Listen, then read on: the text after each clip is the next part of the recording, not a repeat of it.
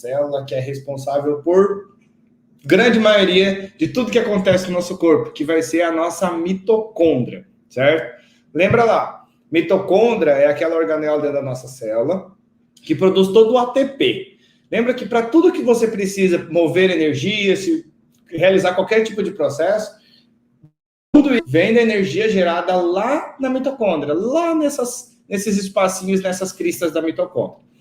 Então, nessa nossa aula de hoje, a gente vai falar dela, né? Já que ela é responsável por converter e por produzir toda a nossa energia, nada mais importante do que a gente ter uma aula específica sobre essa organela maravilhosa. A mitocôndria, então, ela vem lá dos primórdios da nossa evolução pela nossa teoria da endossimbiose, onde uma célula procariótica foi lá e comeu, né? Tentou englobar uma bactéria, e aí as duas começaram a viver bem dentro desse ambiente da bactéria lá, desse organismo procariótico, e até hoje essa convivência é harmoniosa, né? Por isso que é a chamada teoria da endossimbiose. Endo, porque é dentro, e simbiose, porque é uma troca. Então, o que a nossa célula dá para a mitocôndria? Ela dá tudo que a mitocôndria precisa, e a mitocôndria produz ATP, que dá porque a nossa célula precisa. Por isso que as duas funcionam em perfeita harmonia. Só que a mitocôndria, ela tem uma origem bacteriana. E eu vou provar para vocês, cada vez mais, o porquê que a gente consegue hoje acreditar nessa teoria da endossimbiose, graças às características das nossas mitocôndrias. A primeira característica delas é que elas vão ter tamanhos variáveis, certo? E também vai ter forma variável. Como a gente pode ver aqui nas imagens, ó, a gente está vendo mitocôndrias aqui, ó, que ficam margeando, ficam ao redor aqui, ó, do flagelo dos espermatozoides masculinos. Aqui a gente tem uma outra mitocôndria que é mais alongada. Aqui, ó, nas células lá do epidídimo, a gente tem mitocôndrias que são mais arredondadas. Então, essa mitocôndria vai variar, né, a sua função, a sua forma, ela vai variar de acordo com a necessidade da célula. Quando a gente fala das aulas de biologia celular, a gente sempre vê aquela célula redondinha, bonitinha. Mas a gente sabe que a gente não tem células somente assim. Essas células variam muito. E essa variação dessas células, dessas estruturas, varia também na composição e na estrutura da mitocôndria. Todas elas vão ter basicamente os mesmos processos, sim. Só que dependendo de célula para célula, vai poder se distribuir de uma maneira diferente, como por exemplo aqui, ó, no flagelo do espermatozoide, nesse rabinho aqui do espermatozoide que ele usa para nadar e chegar até o óvulo, elas ficam próximas a essa região, justamente para dar ATP para esse movimento que o flagelo vai fazer para o espermatozoide nadar. Então, essas mitocôndrias, elas se distribuem de acordo com a necessidade da célula. Tem tamanhos variados e também tem formas variadas. E o mais diferente da nossa mitocôndria, quando a gente compara ela com outras estruturas ou outras organelas lá dentro da nossa célula, é que a mitocôndria, ela se reproduz da mesma forma que as bactérias se reproduzem. Por fissão, certo? Onde uma única mitocôndria aqui, ela se parte em duas e forma duas mitocôndrias novas. Sem que precise ter ciclo celular, sem que a célula necessite, induza esse processo, a mitocôndria mesmo consegue realizar esse processo. Da mesma forma que ela pode sofrer fusão. Você tem duas mitocôndrias, por exemplo, na tua célula muscular. Você está fazendo muita academia, tem muita mitocôndria. Parou de fazer academia. Você tem duas mitocôndrias, as duas podem se fundir e formar uma mitocôndria só para se adequar a esse metabolismo celular. E como a gente falou, né, essas mitocôndrias vão ter quantidades diferentes, dependendo de célula, se a célula precisa de mais energia, como, por exemplo, uma célula muscular, que está o tempo todo necessitando de ATP para movimentar o corpo. Ou, por exemplo, uma célula do tecido adiposo, né, tecido adiposo branco, que a gente não tem tanta distribuição assim de mitocôndria, justamente porque é um tecido que não gasta tanto. Então, a mitocôndria varia também de acordo com a função da nossa célula. Quando a gente olha para a estrutura, né, para as características da mitocôndria, a gente entende mais ainda como essa mitocôndria ela tem origem e características bacterianas. Porque, olha só, a mitocôndria, ela vai ter uma membrana que envolve toda ela, chamada de membrana externa, né? E aqui a gente vai ter internamente uma membrana chamada de membrana interna, que essa membrana interna da mitocôndria promove essas invaginações aqui, ó, que são chamadas de cristas. Nessas cristas da mitocôndria é que a gente vai ter as enzimas que vão participar da cadeia respiratória. Então, quando a gente olha para a mitocôndria é diferente das demais organelas, porque todas as organelas têm uma membrana. A mitocôndria tem duas, certo? Justamente por quê? Porque essa mitocôndria, a partir da teoria da endossimbiose, essa mitocôndria se originou de uma invaginação de uma bactéria. Foi uma célula que foi lá e englobou uma bactéria, e aí elas começaram a viver em harmonia. Entre as duas membranas, membrana externa e membrana interna, a gente tem o espaço intermembranas, que é um espaço que é formado entre as membranas, e a gente já vai falar um pouquinho mais dele. A membrana interna, então, ela se invagina e formam as cristas, e dentro, aqui, delimitada pela membrana do limite interno, vai ser a nossa matriz mitocondrial. É onde vai acontecer o ciclo do ácido cítrico, é onde vai acontecer beta-oxidação, vai acontecer vários processos lá dentro dessa mitocôndria. E quando a gente olha no microscópio, a mitocôndria tem essa estrutura aqui, essa visão, mostrando aqui, ó, as várias invaginações, as cristas que são formadas, e as duas membranas, a externa e a membrana interna. Quando a gente olha para essas membranas, então, a gente vê que existe uma diferença entre elas. E a gente entende um pouquinho mais do porquê que a mitocôndria tem essas duas membranas. Quando a gente olha para a membrana externa é muito parecida com a nossa membrana plasmática, a membrana que vai envolver toda a célula. 50% lipídio, 50% proteína.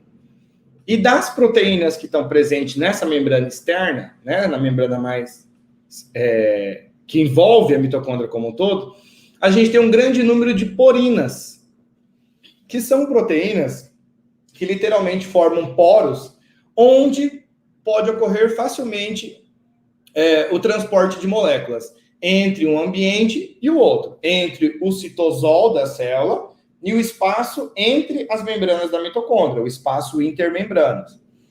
Por isso, né, como pode passar facilmente essas moléculas pela membrana externa, lá nesse espaço intermembrana, ele vai ter o mesmo pH e a mesma quantidade de íons que a gente vai ter no plasma, né, lá no citoplasma da nossa célula.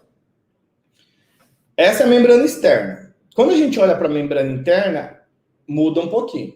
Porque na membrana interna, a gente tem mais proteínas do que lipídios. Porque a gente tem nessa membrana interna todos os componentes da cadeia fosforilativa, a ATP sintase, que é a nossa enzima maravilhosa que produz o ATP, proteínas de transporte e também um lipídio especial, que é a cardiolipina.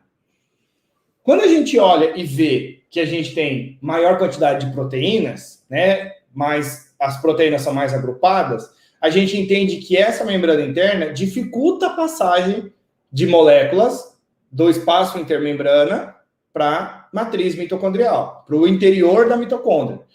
Justamente por quê? Porque vai ser formado um gradiente elétrico, vai ser formado um gradiente eletroquímico lá nesse espaço, que a gente já vai falar dele. E nessa membrana tem também a nossa cardiolipina. Cardiolipina vai ser o lipídio de membrana que ele é exclusivo da membrana interna. Olha só, ele vai ser formado, lembra dos triglicerídeos, que eles têm 3 moléculas de ácido graxo? Enquanto eles têm 3 lá, aqui, ó, a nossa cardiolipina tem 4 moléculas. Como ela é maior, ela ocupa um espaço maior na membrana e esse transporte, essa passagem de moléculas é mais dificultada. Isso faz com que a permeabilidade dessa membrana interna seja diminuída. E aí seja mais difícil atravessar uma molécula da matriz para o espaço intermembrana ou do espaço intermembrana para a matriz. Nessa matriz, nessa região interna lá da mitocôndria, a gente tem as características de uma bactéria lá dentro dessa mitocôndria. Então, a mitocôndria vai ter um DNA próprio, vai ter os seus próprios RNAs. Vai ter a maquinaria para produzir proteína, a maquinaria para produzir novos DNAs, que é esse processo de replicação, onde a gente replica, constrói um novo DNA a partir do DNA que já foi formado. as enzimas do ciclo do ácido cítrico, da beta-oxidação, do metabolismo dos compostos aminados, né, que são as nossas proteínas, e as enzimas que vão participar da produção dos hormônios esteroides. Tudo isso fica dentro lá dessa matriz mitocondrial, que seria um citoplasma da nossa mitocôndria. Como vocês podem observar, a mitocôndria é a única organela que apresenta material genético dentro dela, né? Fora o material genético nuclear. Isso porque as bactérias também apresentam seu próprio material genético. E lá dentro do citoplasma das bactérias, esse material genético é disperso, é solto, né? Espalhado, da mesma forma que é dentro da mitocôndria. Outra coisa é que a mitocôndria, ela tem um DNA circular, né? Redondinho lá, circular. Enquanto o nosso DNA do núcleo, ele é um DNA que forma uma fita. E as bactérias, elas têm esse DNA circular, o que reforça mais ainda que as mitocôndrias vieram de uma determinada bactéria, que foi englobada nesse processo de evolução. Quando a gente pensa na mitocôndria, a primeira coisa que a gente pensa na mitocôndria é a respeito da respiração celular, certo? Da própria produção de energia a partir dos substratos que a gente vai ingerir. Então, os 3 principais substratos você já conhece: carboidrato, o lipídio e os aminoácidos. Todos eles, né? Carboidrato são as massas, né? Os pães derivados que vão gerar no final glicose. Lipídio, que vem das gorduras, os aminoácidos, que são partes de proteínas, quando a proteína é degradada após a nossa ingestão. Essas moléculas todas, elas vão ser degradadas pelo nosso metabolismo corporal e elas precisam entrar na mitocôndria, porque é na mitocôndria que vai acontecer esse processo, então, de formação de ATP. Um por um, então. Olha só. Os carboidratos, eles vão ser quebrados, né? De polissacarídeos para oligosacarídeos, disacarídeos, monossacarídeos, para formar glicose. A glicose, como vocês bem sabem, ela é quebrada lá pelas 10 reações da glicólise. Então, a gente tem uma fase da glicólise de investimento, onde a gente gasta ATP, e uma outra fase da glicose, onde a gente produz ATP. No final da glicólise, a gente tem uma formação de 2 moléculas de ATP. E a gente tem também a formação de piruvato, certo? Guarda o piruvato aí. Os lipídios, os triglicerídeos vão precisar ser quebrados, certo? Os triglicerídeos, quando eles são quebrados, é retirado o glicerol e sobra 3 moléculas de ácido graxo. Esse ácido graxo está presente aqui, ó, e ele vai ser utilizado para a nossa célula para produzir energia. Guarda o ácido graxo. Mas quando a gente falou do triglicerídeo, a gente tirou um glicerol e usou os ácidos graxos.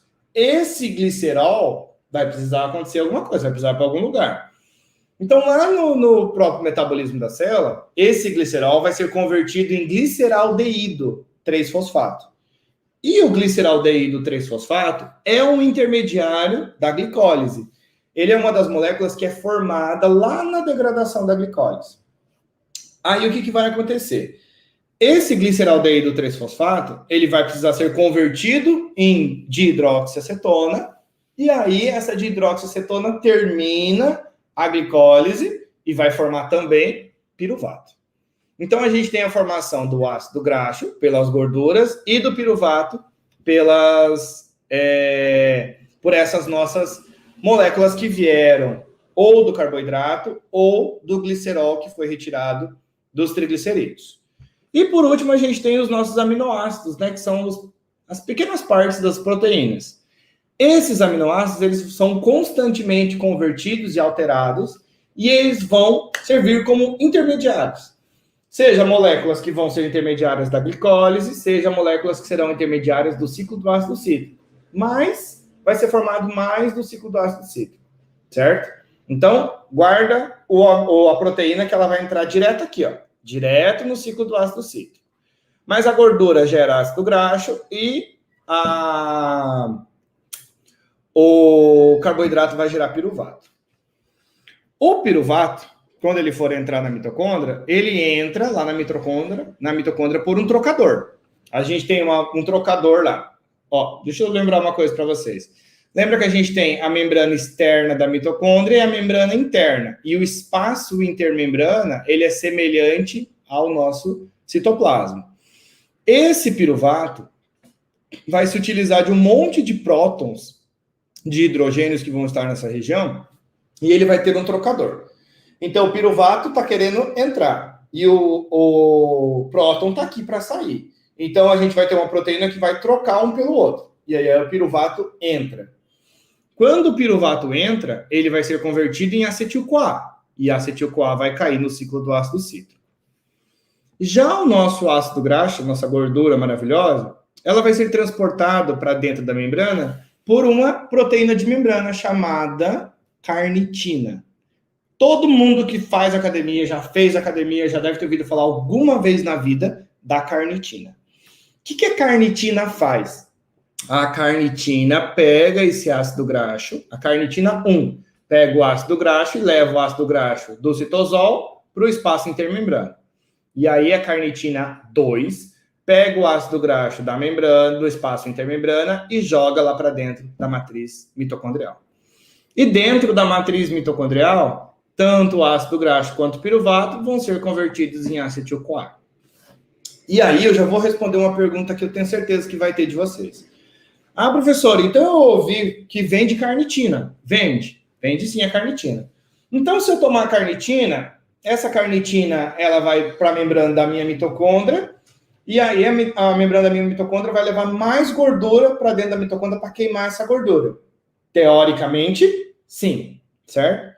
Só que tem um problema. A membrana da mitocôndria, ela não está esperando um dia você descobrir a carnitina e comprar a carnitina e tomar a carnitina. De maneira nenhuma. A membrana da mitocôndria já tem carnitina suficiente. Então, se você for lá ingerir um monte de carnitina, não vai mudar. Sabe por quê? Porque se essa proteína ela não for utilizada na membrana da mitocôndria, esse ácido graxo não vai precisar ser transportado por ela. E outra, para você utilizar essa carnitina, você precisa queimar muito ácido graxo no seu exercício, para você usar mais a carnitina. Então, o que a carnitina pode fazer? Pode acelerar o transporte? Pode. Mas a quantidade de carnitina que você tem na membrana da mitocôndria já é suficiente para o processo. Tem vários estudos que já mostraram, certo? Que você ingerir a carnitina não faz com que você diminua tecido adiposo, ou que você acelere o transporte de gordura para a mitocôndria, gerando futuramente um determinado maior perda de peso, né? Perda de gordura. Mas até hoje a carnitina é vendida, certo? A carnitina é vendida amplamente, tem 1 milhão de gente que compra carnitina e a carnitina faz esse papel de transportar o ácido graxo. Então, dica, não precisa comprar carnitina, tá? Porque se você não for lá e ralar um monte para liberar, para produzir esse ácido graxo, para degradar essa gordurinha em ácido graxo, a tua carnitina não vai servir para nada. E mesmo que você faça todo esse exercício, né? Se você toma mais carnitina, nada mais vai acontecer do que acelerar o transporte naquele momento.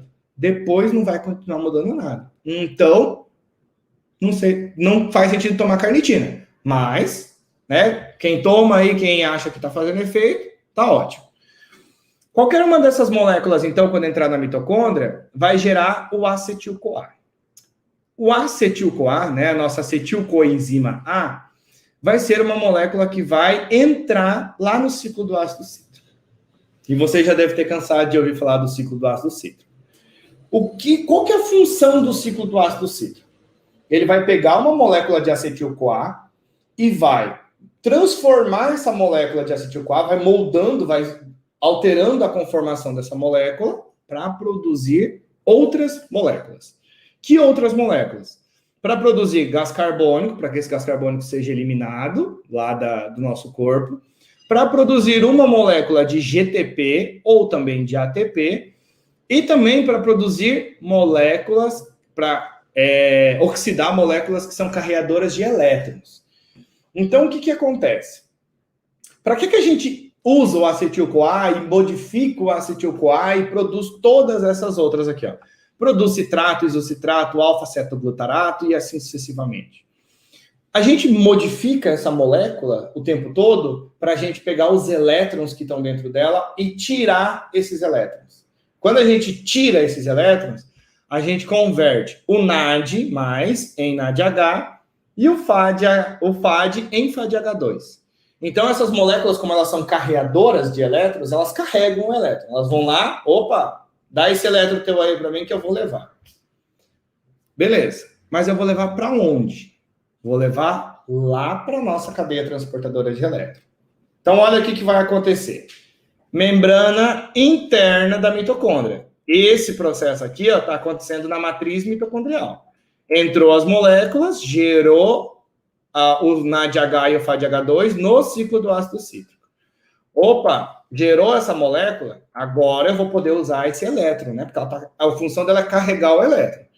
Para que vai servir o elétron, professor? Olha só. Esse elétron, então, quando ele chega a NAD desidrogenase, esse NADH, ele vai ser retirado dele os 2 elétrons e vai ser formado de novo o NAD+, que depois vai voltar para o ciclo do ácido cítrico para ser utilizado novamente. E aí, esse elétron, ele vai ser transportado, por isso que é chamado de cadeia transportadora de elétrons. Então, esse elétron chega no complexo 1 e vai ser transportado para a ubiquinona. Só que nesse processo, o que ele faz? Para ela poder transportar esse elétron, ela pega um hidrogênio, um próton, que está dentro da matriz e joga esse próton para o espaço intermembrana. Guarda esse próton aí. E aí o elétron passou para a ubiquinona. E da ubiquinona, esse elétron passa para o complexo 3. Né? Complexo 1, ubiquinona, complexo 3. E aí, lá no complexo 3, ele vai de novo transportar o elétron. Só que, de novo, ele tem um custo para transportar esse elétron, que é pegar esse próton e jogar o próton para o espaço intermembrana. Beleza. Então, esse elétron agora ele vai ser transportado para o citocromo C e depois para o nosso complexo 4. De novo, para transportar esse elétron, ele precisa pegar esse próton e jogar para o espaço entre as membranas. E aí, esse elétron, quando ele chega, ele vai se associar com moléculas de oxigênio e formar água, certo? E aí você viu que passou o elétron do complexo 1 para a ubiquinona, para o complexo 3, para o citocromo, para o complexo 4. Opa, professor, mas espera aí então. Você pulou do complexo 1 para o 3? Sim. Sabe por quê? Porque no complexo 1, ele é chamado de NAD desidrogenase porque ele só consegue receber os elétrons do NADH. Já o complexo 2, que é também chamado de succinato desidrogenase, ele retira os elétrons do FADH2. Opa, olha aqui. Forma NADH e também forma FADH2. E aí, o FADH2 entra aqui, ó, nesse processo, certo? E aí, claro, ele vai seguir o caminho até encontrar o oxigênio. O oxigênio é fundamental para esse processo. Por isso que a nossa célula se tornou uma célula aeróbia que usava o oxigênio por causa da mitocôndria, porque a mitocôndria já usava o oxigênio. E aí esse oxigênio recebe esses elétrons, então, para formar água, certo? Então, nesse primeiro momento, o que aconteceu? Pega as moléculas lá que a gente comeu, transforma essas moléculas, gera moléculas carreadoras de elétrons, e esses elétrons são transportados até chegar no oxigênio. Chegou no oxigênio e formou água? Tudo certo.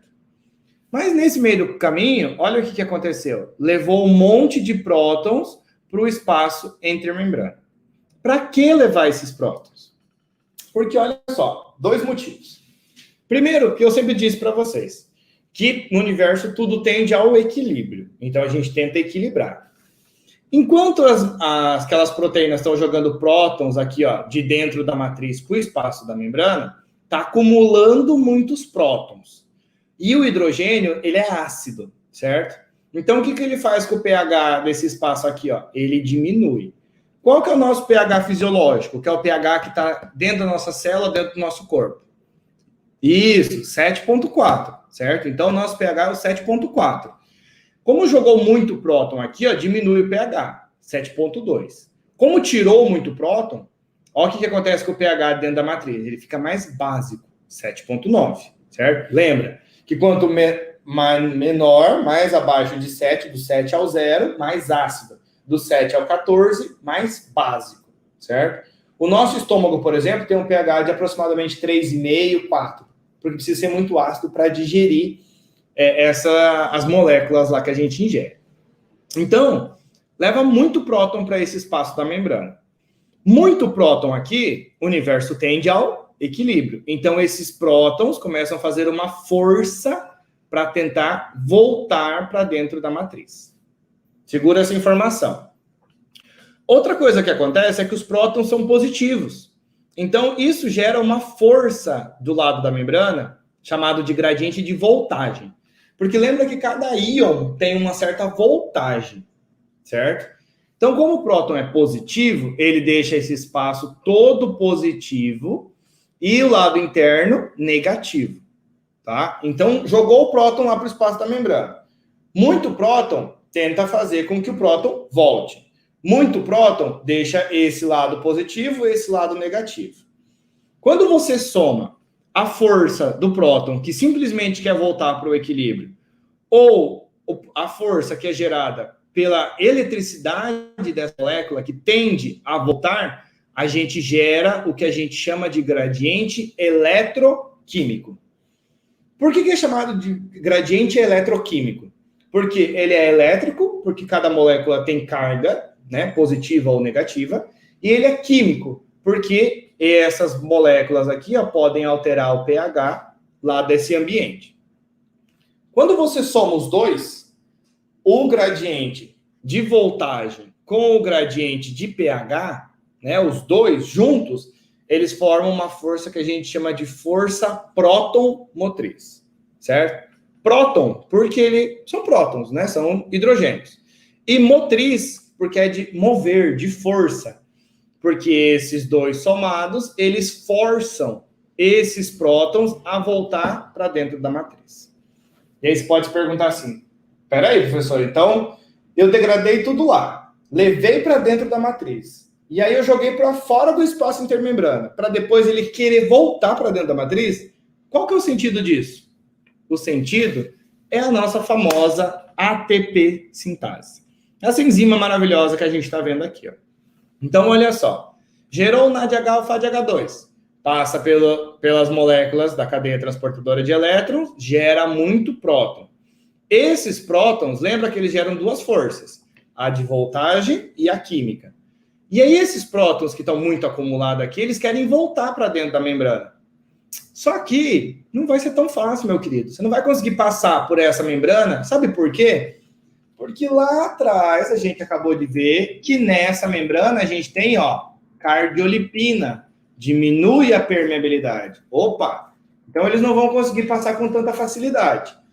Mas eles têm um espaço em específico que permite com que eles passem por essa membrana, que é a nossa bomba, a nossa ATP sintase. Sintase porque ela é de síntese, né? Que ela produz. Então ela produz ATP. Quando esses prótons tentam voltar por essas forças que eu acabei de falar para vocês, o que acontece? Eles precisam voltar, e eles podem, mas eles voltam somente se for por dentro dessa enzima. E aí, quando eles voltam por dentro dessa enzima, eles rodam a enzima, eles giram, eles causam uma alteração na enzima. E aí, o que essa bendita dessa enzima tem? Lá dentro, na região lá da matriz. Espaço, intermembrana, matriz. Ela vai ter locais onde tem locais para ligação com o ADP e o fosfato. Quando esse próton passa por dentro dela e gira para entrar dentro da matriz mitocondrial, ele gira essa enzima.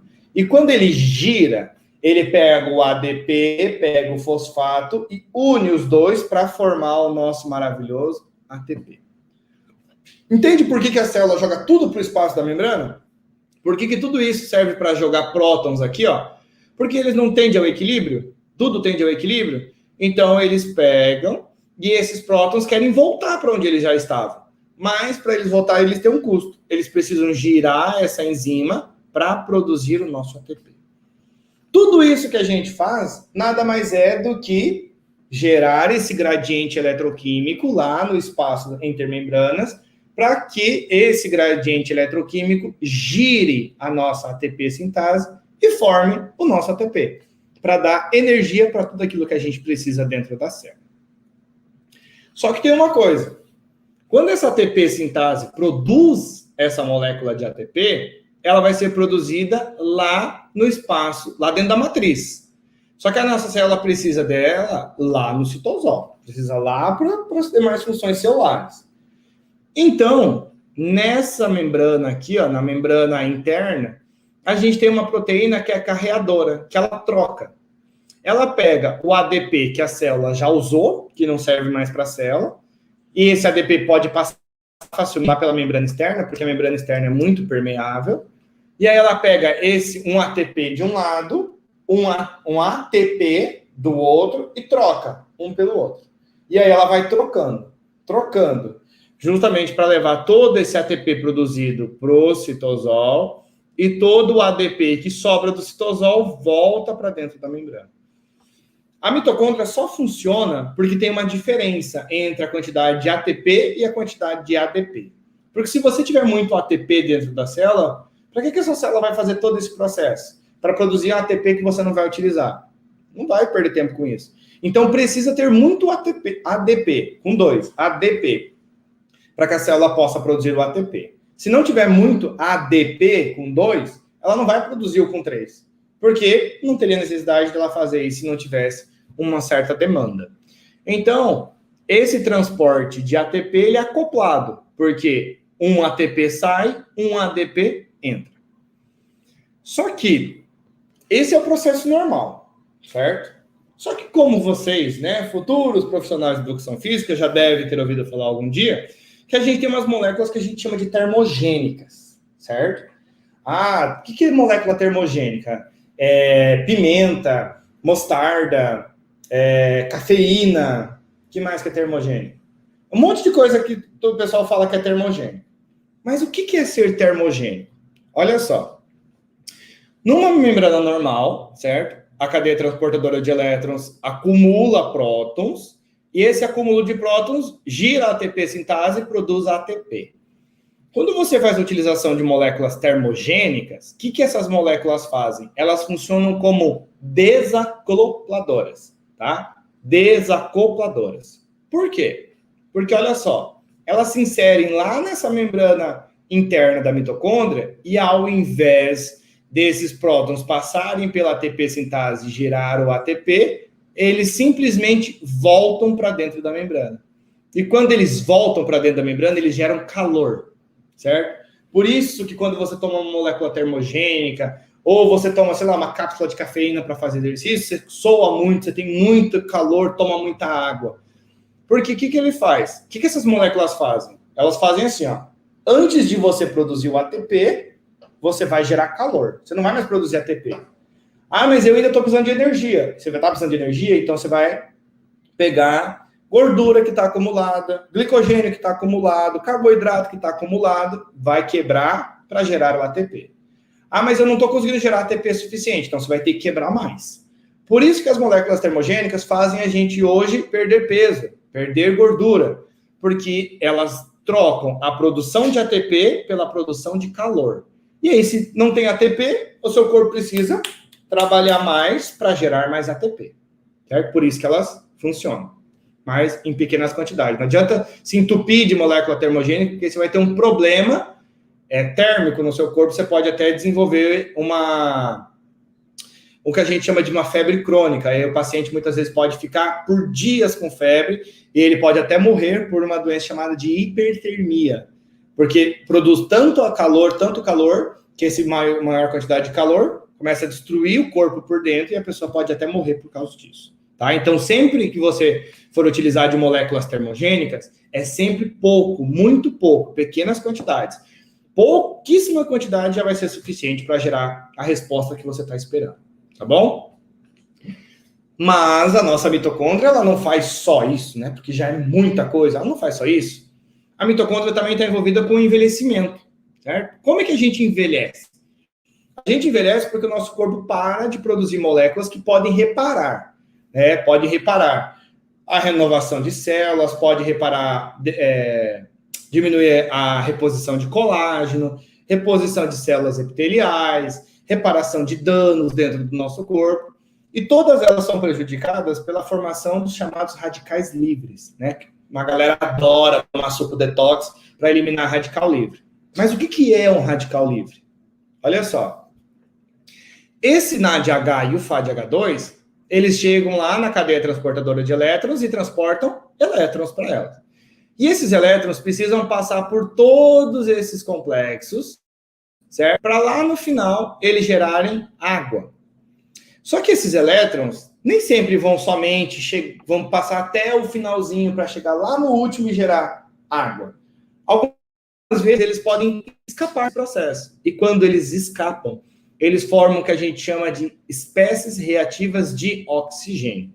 Porque o oxigênio está aqui dentro. Olha o oxigênio aqui esperando o elétron. Só que ele não precisa receber o elétron só aqui. Ele pode receber o elétron em qualquer outro lugar. Se ele receber em outro lugar, são formados radicais livres. E esses radicais livres geram dano na mitocôndria, geram dano no DNA nuclear, na membrana plasmática, geram dano em um monte de local. E aí, quanto mais radicais livres você tiver, mais acelerado vai ser esse processo de envelhecimento. Ah, professor, mas eu não queria envelhecer, eu queria ficar jovem por mais tempo. Tem como fazer isso? Tem. Sabe como? Comendo menos. E eu não estou dizendo para você que você está gordo, ou que você está magro, ou que você tem isso, tem aquilo que você está comendo. Não, é comer menos. Sabe por que comer menos faz você ficar mais jovem? Porque olha só, quando você come, tudo vai ser quebrado, né, degradado, para formar NADH e FADH2, não é? E essas moléculas são as que transportam elétrons. Então, quanto mais você come, mais NADH e mais FADH2 você produz. Logo, a probabilidade de você gerar mais radicais livres é maior. Ou seja, se você comer menos, você diminui a produção de radicais livres e você demora mais para ter um envelhecimento celular. Por isso, a grande importância de comer menos, de comer bem, certo? Para gerar menos moléculas transportadoras de elétrons. Menos moléculas, menor a probabilidade de gerar radicais livres e menor a probabilidade de você envelhecer mais rapidamente. Mas quem quiser ler um pouquinho mais sobre isso, eu coloquei um artigozinho aqui, ó, que é o papel da mitocôndria no envelhecimento. É um artigo super interessante que explica como a mitocôndria está diretamente relacionado com o nosso envelhecimento celular. Certinho? Então, meus queridos, volto com a professora Sheila para que a gente possa ver as dúvidas que tiveram nessa aula, ver se teve alguma dúvida, se ficou alguma coisa, para a gente começar a responder isso daí. Professora Sheila, teve dúvidas dos nossos alunos? Nossa, como tem, né? Essa matéria ali acaba deixando o pessoal um pouco assim assustado e ao mesmo tempo estimulado, né? É até legal acompanhar no chat aqui. Tivemos muitas perguntas, né? Foram ocorrendo no decorrer, né, da explicação do professor. Eu separei algumas. Vamos lá para começar lá pelo início da aula, né? Tivemos uma questão. Né, o aluno colocou, uma pergunta que não deixa calar. Se a mitocôndria produz ATP para nos dar energia praticamente para tudo, então por que, né, qual é a função do sono em nossas vidas que não é para repor energia? Olha, uma boa pergunta. Mas eu vou explicar isso para você. Olha só. Professora Sheila, já tiveram a disciplina de fisiologia? Oi. Professor, tá meio... Deu uma Oi? travada? Oi? Tá me ouvindo? Oi? Tá, Oi? tá dando Tá me problema com ouvindo? o seu áudio. Eita, você não tá me ouvindo? A aula acabou, o áudio, a internet também quer ir embora. Pera aí. Que isso, né? Você não tá conseguindo me ouvir? Não, você não me Tá ouve? ruim para mim aqui, para os alunos. Como é que tá aí para vocês, pessoal?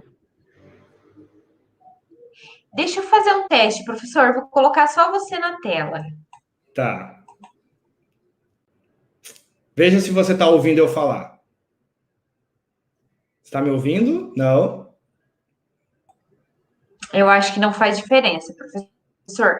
Vai, tá indo, tá meio complicado, né? Dando um atraso, mas a gente consegue se comunicar. Vamos tentar. Perfeito. Eles já tiveram a disciplina de fisiologia?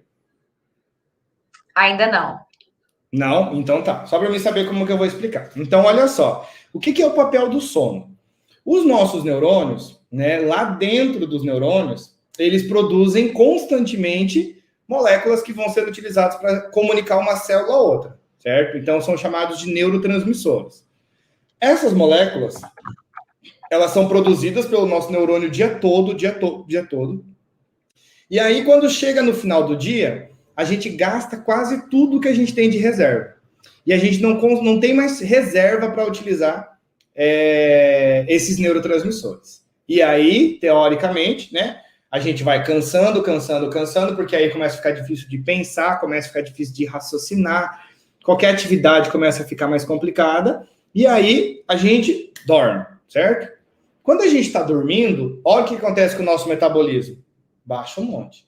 Então, os neurônios não vão precisar trabalhar loucamente para fazer um monte de coisa. Então, o que eles fazem? Eles começam a repor todo o estoque que eles já tinham. Começam a guardar todo aquele estoque que eles tinham antes. E aí, quando você acorda, aí você parece que você está, ó, renovado, né? Tá maravilhoso. Por quê? Porque agora você tem tudo aquilo que você gasta o dia todo, você tem todos os seus estoques renovados. E aí seus neurônios podem trabalhar a todo vapor, certo? Então, por isso que a gente dorme e a gente volta como se a gente tivesse sido renovado, porque esses recursos que estão presentes lá no nosso neurônio são todos renovados. Por isso que tem um ditado que fala bem assim, ó, que as melhores decisões da sua vida você vai fazer logo que você acorda. Por quê? Porque todo o seu corpo está renovado, está reestruturado, está com tudo que ele precisa para funcionar perfeitamente. Por isso que o sono restabelece tudo isso. A mitocôndria não para de trabalhar. Enquanto o neurônio estiver trabalhando, e o neurônio tem muita mitocôndria, enquanto o neurônio está trabalhando, a mitocôndria está trabalhando também. Só que a mitocôndria produz o ATP e o neurônio produz as moléculas que vão ser usadas para fazer essa certa comunicação. Tá bom?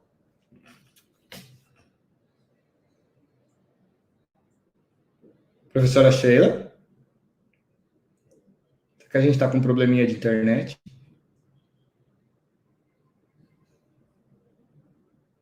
Olá. Será que a professora Sheila caiu? Pode acontecer dela cair também, né? Aí. Você caiu? Caí, mas estou bem, passo bem. Não sei o que aconteceu, travou tudo aí, dei um atualizar aqui, voltou. Você ficou aí com os alunos, ótimo, minha companhia, já voltei. Pena que eu perdi o final da explicação, mas já entendi a importância, né, de também descansarmos e de tudo. Então, continuamos, vamos lá, né? Daqui a pouquinho a gente já se encontra na nossa aula extra. Temos a pergunta da Naziel, por que o acetil-CoA não consegue entrar na parede interna da mitocôndria?